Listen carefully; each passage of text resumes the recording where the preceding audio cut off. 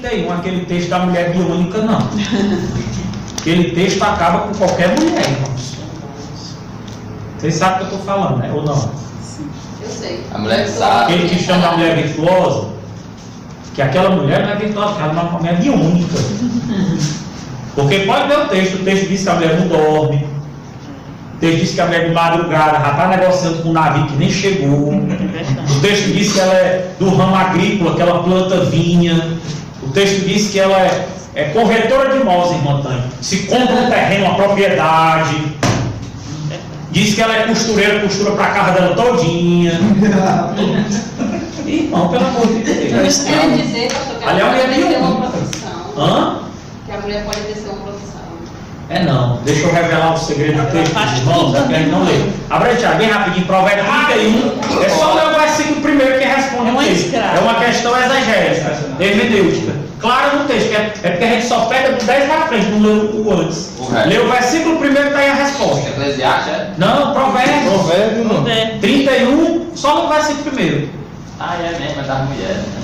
Só um desejo que a Tá aqui. o cidadão queria. Perfeito. Versículo 1. Olha, ó. Palavra do rei Lamuel de Massás, Isso. as quais lhe ensinou sua mãe. Pronto. Nem existia também. Não existia essa mulher. Aí a descrição de uma mulher na perspectiva da sogra.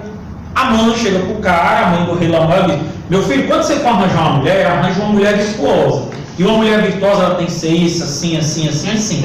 Eu pergunto para os irmãos. Existe? Existe, que ele começa, mulher virtuosa, pode até existir, mas quem achar, ele começa perguntando. Isso é uma questão textual, não está no texto. Só que a gente lê outra coisa. Me diga qual é das senhoras aqui presentes, porque ali é a mãe do rei falando para o seu filho o rei, quando ele encontrasse uma mulher que seria a rainha. O texto diz: ela distribui as suas tarefas entre as servas.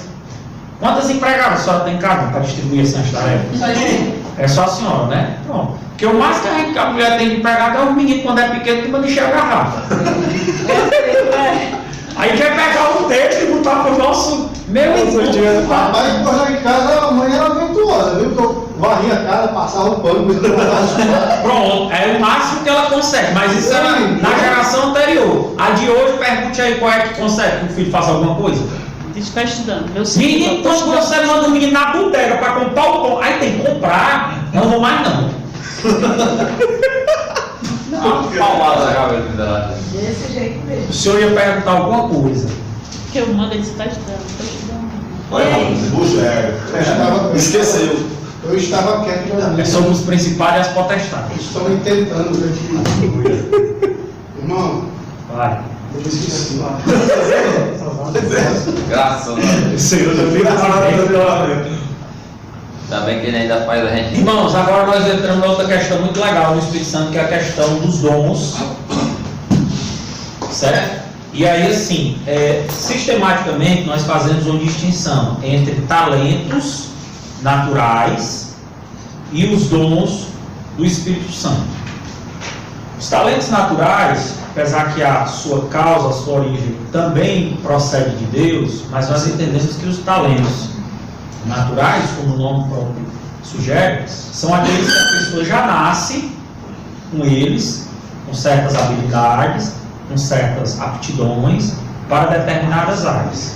Exemplo: se você observar as crianças brincando, observe crianças brincando e você vai ver que no meio delas existe uma que já tem um talento natural para a liderança.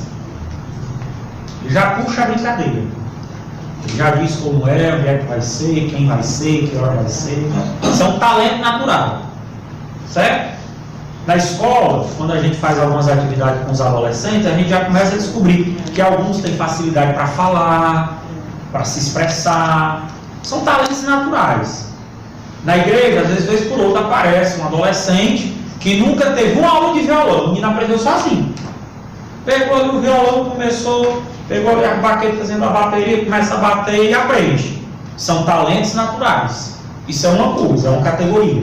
O que nós vamos tratar a partir da Bíblia é a questão dos dons espirituais, que nós temos a lista em 1 Coríntios, capítulo 12, Romanos, capítulo 12 e Efésios, capítulo 4. A Bíblia nos apresenta essas listas desses dons espirituais. São dons dados pelo Espírito Santo com uma finalidade. Qual é a finalidade dos dons? Efésios 4. Efésios 4.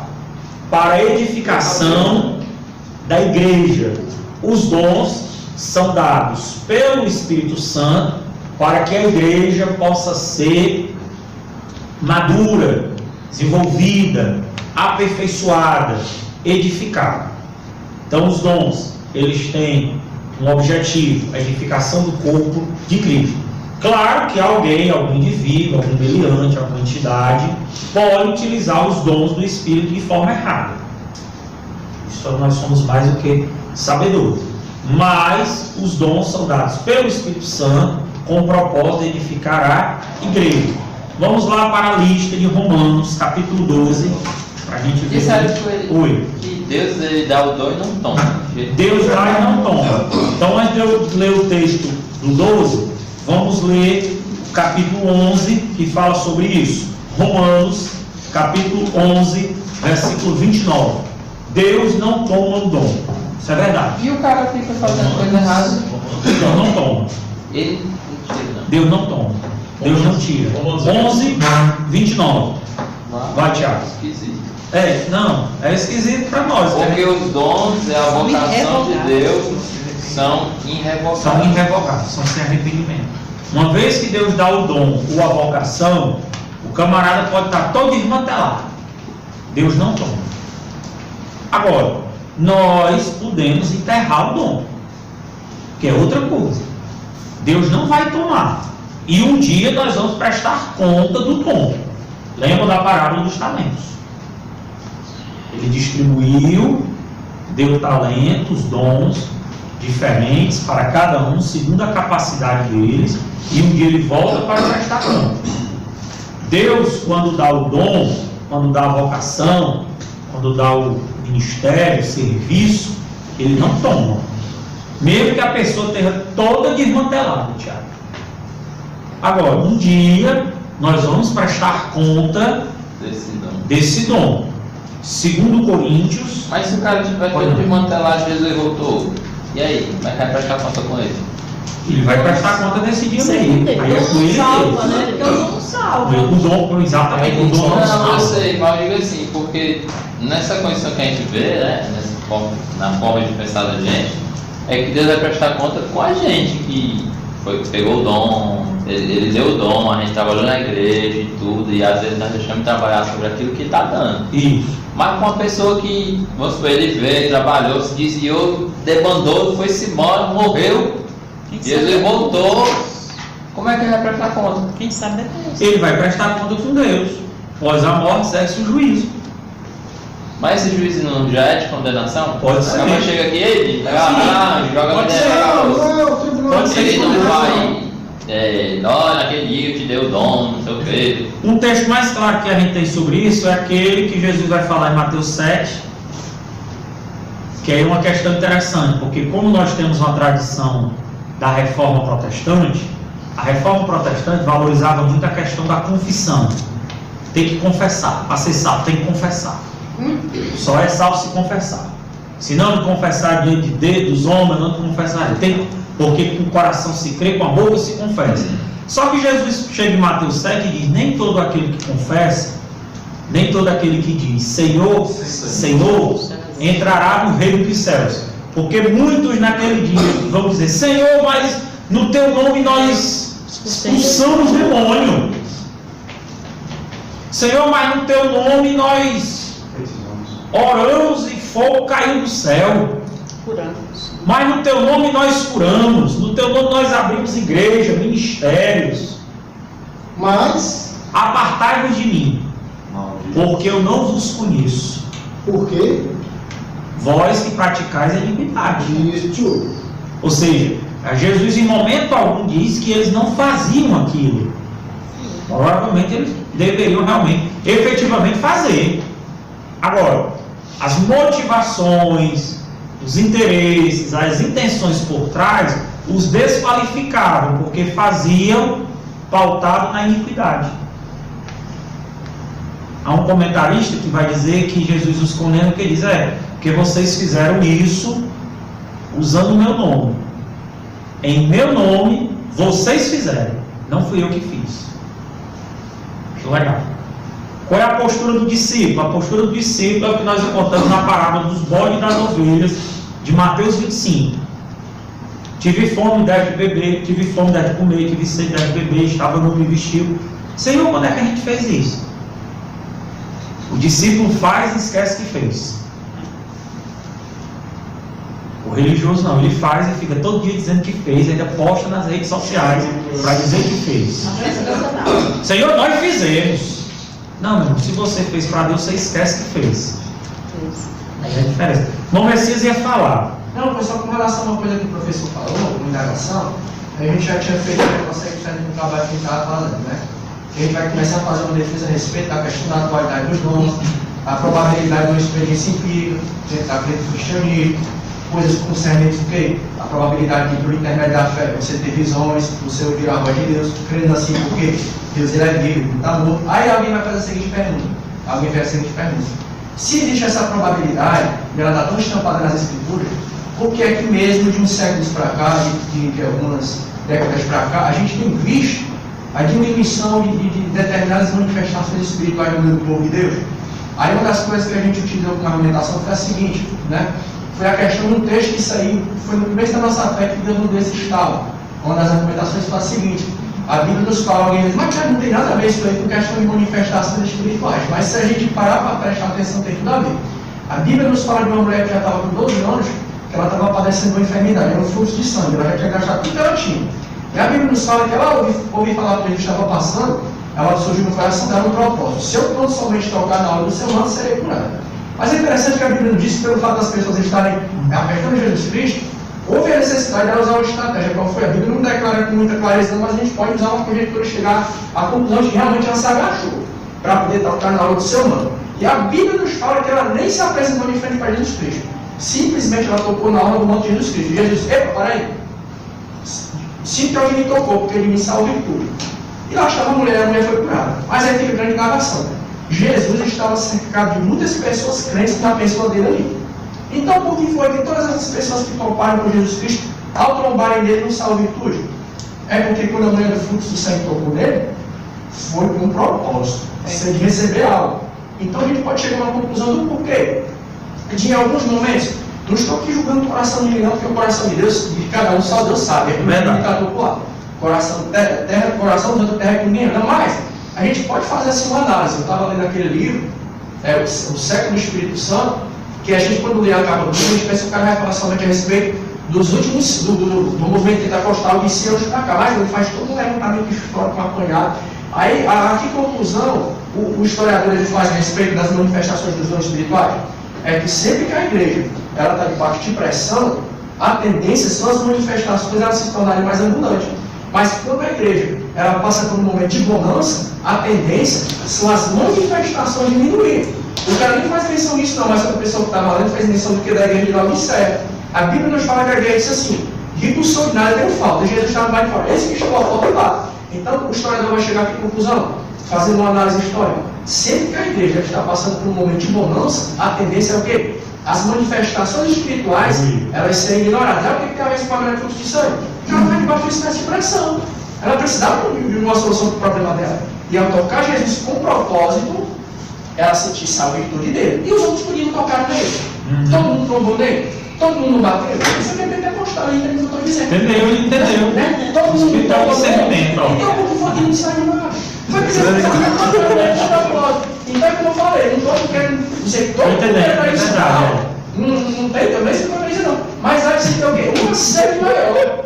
Uma sede maior por uma busca. Eu estava conversando com os irmãos, o testemunho da mãe, professor, não baixou bem o Lopes, ele contando. Ele conta que o pai dele foi curado por intermédio de um programa de rádio evangélico. E ela escutou, ela nem cristã era, ela pensou: pai, eu quero ouvir isso aqui ao vivo. Ela conta que quando ela chegou na porta da congregação, estava falando o quê? Ciclo de oração. Quando ela chegou na porta, professor, ela sentiu aquele impacto da unção. Pá, bateu. ela caiu de joelho e começou a falar em mistério. E ninguém nunca tinha falado para ela que era manifestação de língua. Antes dela abrir a boca e dizer, eu quero receber Jesus como meu único e suficiente Salvador, ela foi batizada pelo Espírito Santo, teve uma experiência com o Espírito Santo. Mas por quê? Porque ela foi com sede. Então a gente chega aqui à conclusão. Uma das razões do porquê, às vezes as manifestações elas não serem tão abundantes em determinados locais, é porque simplesmente a gente não está querendo, a gente não está ansiando. Se eu não trabalho com poder, eu quero virar com glória. Aí com Moisés, eu vi um Armando toda semana que Armando Gabriel. eu já vi um laceado, eu não quero virar com glória. Mas pode isso não aprender a volta. Lá na igreja. Isso aqui eu dou total apoio, irmão, sabe por quê? Porque me dizem que a classe pentecostal é a classe menos favorecida, é a classe pobre da história. Pronto. É os que passam mais necessidade, é os que buscam mais a Deus. É. Os que estão abastados. Onde foi que João teve a visão da lei de Patmos? Olha como é que ele está. Olha aí. O cara que teve uma das revelações mais poderosas do Espírito Santo. Por isso que lá na Europa os principados é só na teologia, né? Passam muita necessidade. Você vê Né? lá na África. Quem mais quando pecou, os irmãos enterram o mais irmão lá, amor. eles só conseguem enterrar o irmão depois de 3 dias. 3 dias ficam orando direto para ressuscitar o irmão. Depois de 3 dias, não, porque Deus não quer ressuscitar, não. Mas não, Não, mas eu vi esse vídeo, né? Eu vi esse vídeo. já. Vários irmãos já ressuscitaram. Por quê? Porque lá, tá entendendo? Eles estão na panela de pressão. lá o que Bora, sobra mesmo é a fé. Romanos capítulo 12, a partir do versículo 5. Aí preparar minha cara, você que dá um casco. Não, mas eu vou dar um lugar contigo aí, vai fazer aquela movimentação pentecostal. Assim também nós, conquanto muitos, somos um só corpo em Cristo e membros um dos outros. Tendo, porém, diferentes dons, segundo a graça que nos foi dada. Se profecia, seja segundo a proporção da fé. Se ministério, dediquemo-nos ao ministério.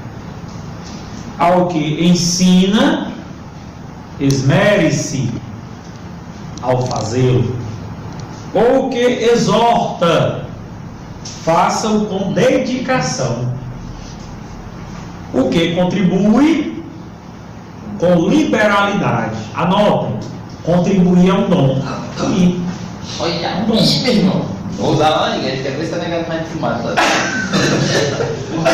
o que preside com diligência.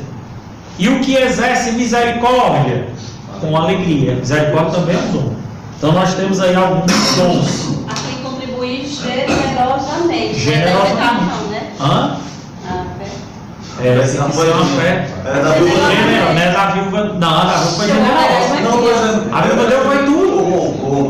O Zé, da viúva. Interessante. Porque só dos medinhos. Lá ela deu tudo que tinha. Deu tudo que tinha, é. Você generosamente. Vamos na vida miserável da casa, tinha 2 moedas, deu quanto? Deu tudo, 100%. Pois é. 1 Coríntios, capítulo 12. Só se tem um. Interessante que esses Nem donos cuidando. são como se fossem Nem cuidando. coisas que Eu são não humanas. São coisas mais relacionadas ao dia a dia. Por isso que a gente às vezes chama esses aí dos dons de serviço, dom de governo, né? Questão bem humana, né? Certo? 1 Coríntios, capítulo 12, vamos aqui rapidinho, a partir do capítulo, do versículo 4. Ora, os dons são diversos, mas o Espírito é o mesmo. E também a diversidade dos serviços, mas o Senhor é o mesmo. A diversidade das realizações, mas nosso Deus é quem opera tudo em todos.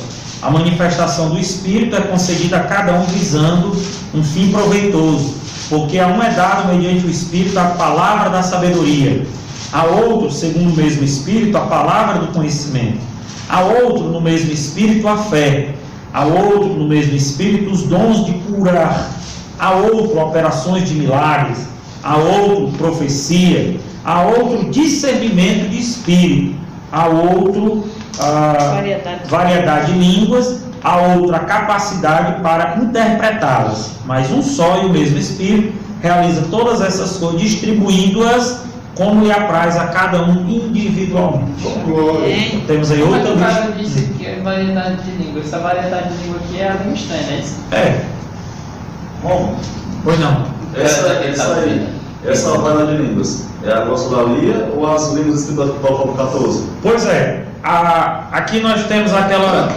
distinçãozinha que a gente faz, que Paulo ora, em alguns momentos, ele fala dessas línguas no sentido espiritual, no sentido angelical, um outro idioma.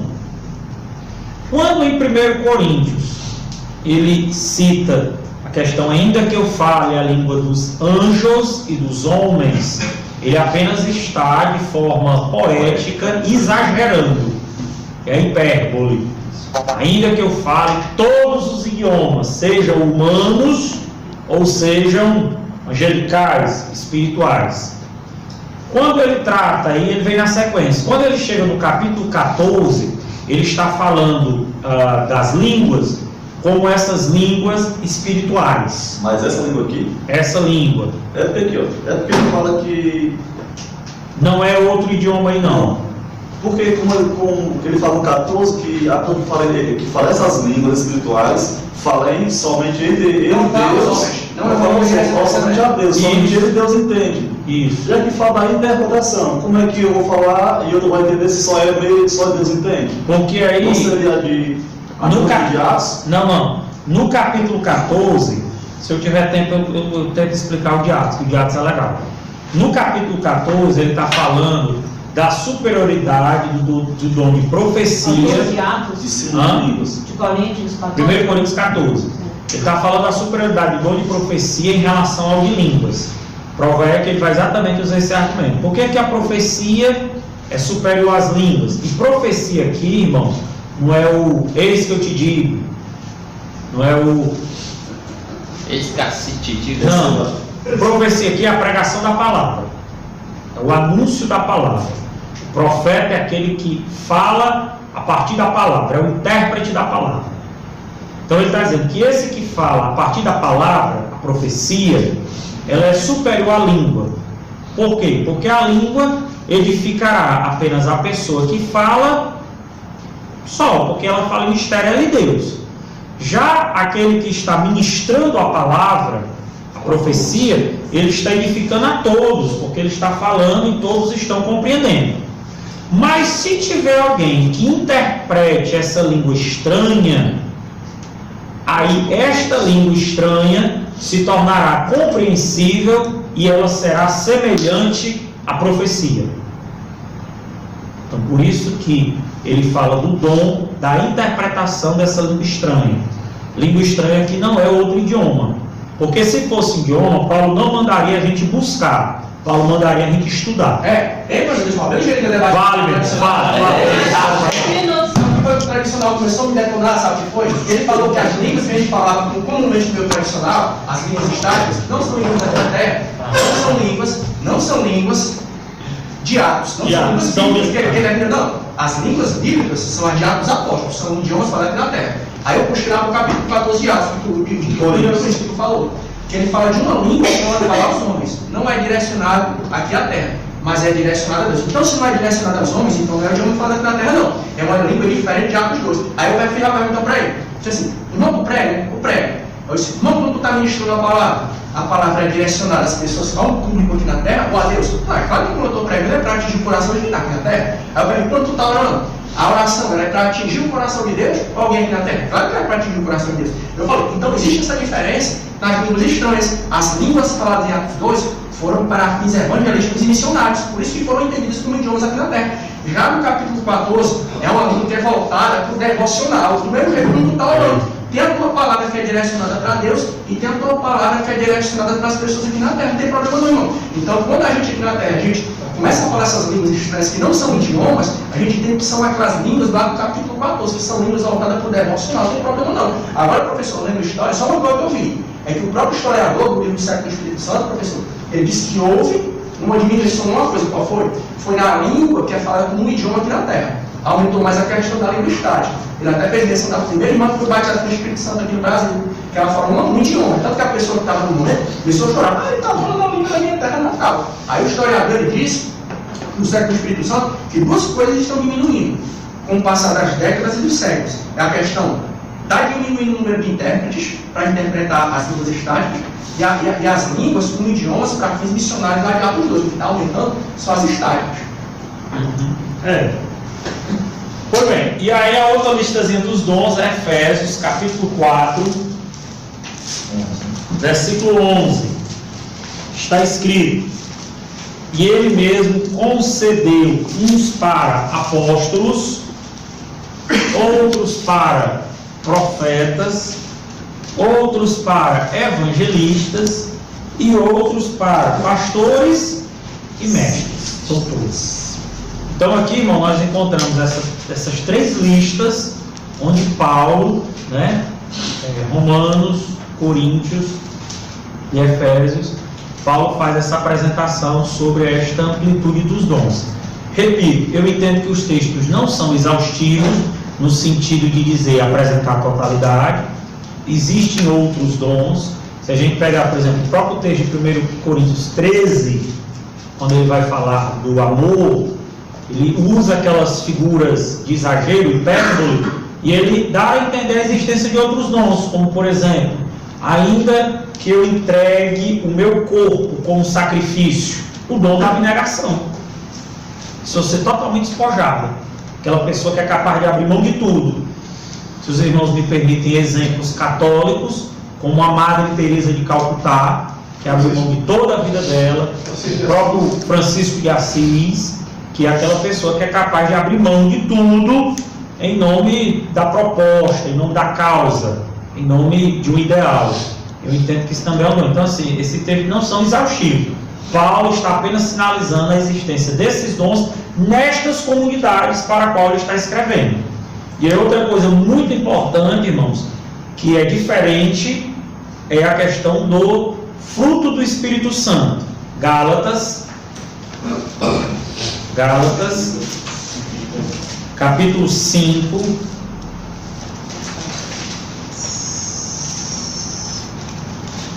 Gálatas, capítulo 5, verso 22. Mas o fruto do Espírito é amor, alegria, paz, longanimidade, benignidade, bondade, fidelidade, mansidão, domínio próprio. Contra estas coisas não há lei. Os frutos, os dons são dados por Deus. O fruto é gerado. Dom é um presente, é uma dádiva que Deus dá. Está aqui, toma, receba. O fruto não. É somente a semente, e essa semente tem que ser gerada em nós. O dom, escute só essa. O dom, ele demonstra o que nós podemos fazer. O fruto demonstra quem nós somos. Aí é a diferença. O dom, ele evidencia um poder que não é nosso, mas ele evidencia. O fruto não. O fruto evidencia quem realmente nós somos. Nosso caráter, nosso eu. Quando ninguém está vendo. O dom, ele evidencia poder, manifestação, o que nós fazemos. O fruto demonstra quem nós somos. É por isso que o Senhor, ele frisa e ele exalta o fruto. Ele diz que conhecereis a árvore pelo fruto, irmão. O nosso problema é que nós olhamos muito mais para os dons do que para o fruto do Espírito Santo gerado na vida do cristão. E até onde abrange a operação de milagres?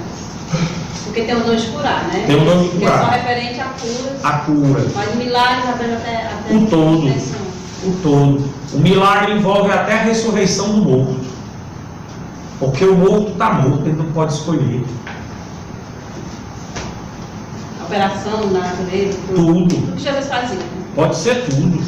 Ora, se nós pegarmos ao pé da letra o que Jesus disse que nós seríamos capazes de realizar maiores coisas do que ele fez. Porque tudo que a igreja realiza é no poder do Espírito. Em outras palavras, o fruto seria um resultado.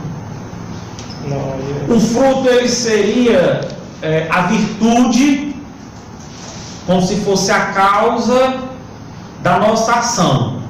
Quando essa nossa ação ela é feita na causa certa, com a virtude certa, com o fruto, Resultado. o resultado será bom, porque o fruto é bom. Certo. É como, por exemplo, você pode dizer assim, irmão, eu tenho uma virtude, eu sou perseverante. Perseverança é uma virtude? É. Mas eu não posso negar que quem assaltou o Banco Central foi perseverante, eu não posso negar isso. Os caras planejaram não sei quantos meses, passaram não sei quantos meses cavando. Então, assim, como é que eu sei se a perseverança é ou não uma virtude? Pela causa, motivo primeiro, pelo meio, a maneira como vai ser usado essa virtude e o resultado final, e o objetivo último. Então, o fruto, irmã Tânia, é essa causa primeira. Quando eu faço a ação, tendo como ponto de partida o fruto do Espírito, o amor. Irmãos, para nós cristãos, nós não deveríamos, por exemplo, estudar ética. A ética deveria ser apenas para o meio secular, porque nós temos o amor. Verdade. Nós estudamos a ética porque a ética é o... Já que eu não amo, eu pelo menos tenho uma ética. A ética é o pelo menos. Porque o ideal do amor é: por que eu não falo mal do meu irmão? Porque eu amo. Por que eu não traio? Porque eu amo. Por que eu não faço coisa errada no meu trabalho? Porque eu amo. Agora, já que a gente não consegue amar, não, eu não vou falar mal do irmão, porque pelo menos eu vou ter ética. Tanto é que a gente usa muito essa expressão. Por uma questão ética... Não, meu irmão, não era para nós cristãos, não era para ser por questão ética, não. Por amor, por obrigação, por amor ao meu irmão, não falo mal dele. Já que a gente não ama, aí nós corremos pelo menos para a ética, que é o pelo menos, é o mínimo, a merreca. Por isso que o Senhor deu um mandamento: amais uns aos outros como eu vos amei. Só que lá na frente, o apóstolo que subiu ao céu e desceu, ele diz assim: pelo menos suporteis uns aos outros. Suporteis. Porque tem irmão que não está falando mal, meu irmão. A gente Irmão, tem que suportar. Exatamente, por isso a ética. Irmão, Jesus disse que era para a gente amar os inimigos, não foi? A gente não ama nem nosso pastor, tem que falar mal dele. Pois é. Isso. Imagina o inimigo. Eu vejo irmão olhando pro cara assim, chama de vagabundo, não sei o que, Só que você vê hoje agora. quer passar lá de Judas. É verdade. Que o anjo não blasfemou nem contra o diabo, meu. Não é contra o povo do diabo. Amém? Vamos lá, vamos para casa. Irmãos, para quem ainda não está sabendo, nós temos que entregar um trabalhozinho. Que é o questionário, o segundo e o terceiro, né? Se já tiver o terceiro, o resto do questionário. O terceiro é o término do questionário, até a... Eu peguei o primeiro. O segundo é o questionário. Aí eu só dividi o questionário em 3, só para não acumular. Mas você mandou fazer metade, o resto é da metade. Pronto, eu mandei o primeiro, foi da 1 a 13, primeiro, esse entregou. O segundo foi da 14 até a 22, pronto. E aí o irmão deve entregar o terceiro, que é da 23 até a 31. Aí você deve entregar. Então pronto, já entregou, já está livre, seu sangue já está livre.